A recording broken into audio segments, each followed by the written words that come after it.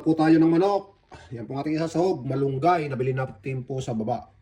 3 euro po yan. Kaunting yan. Malunggay. Napabig po tayo sa malunggay. Lagay po natin sa tinolang manok.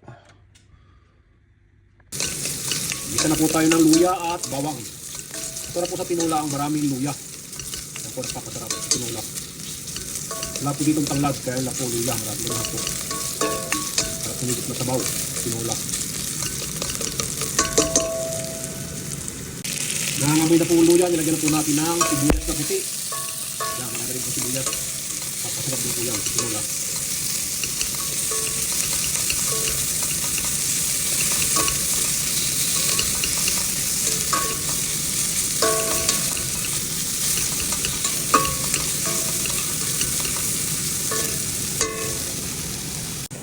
Yan po manok, ibuhos na po natin.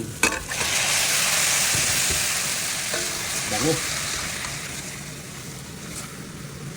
Ganyan po tayo magtinola. Bababaguhin po natin ang mga sangkap. Sibuyas, bawang, luya.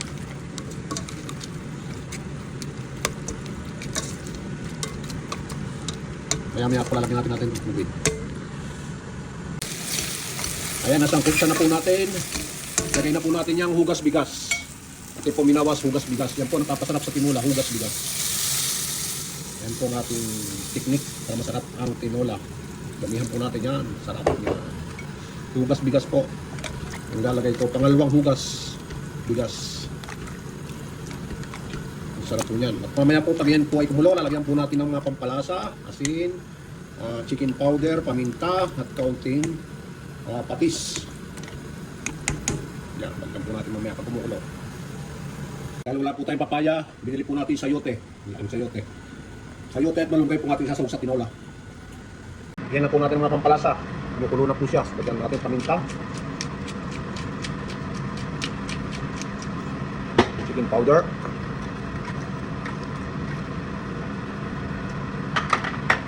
Asin. 1/2 teaspoon po. Tapos patis. There's patis. Patis. Yan. Sarap po. Papasarap po sa tinola patis. Mix, mix, mix. Mamaya po lalagyan na po natin ng sayote at malunggay. Kaya lagyan na po natin ng sayote. Sarap po ng sayote. Maraming papaya. Lagyan na po natin ng mga talbos. Yun ang natin lagay ang rucola. Sarap po yung rucola. Tinola.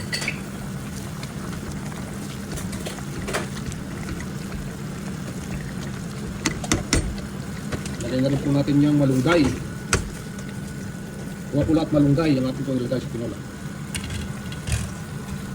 Comment po kayo kung kayo naglalagay din ng malunggay sa tinola. Sarap. Dami talbos. Tinola.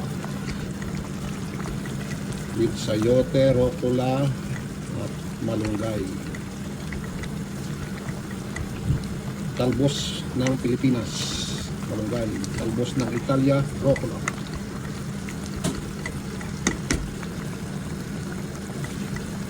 Sarap po na sa daw namin.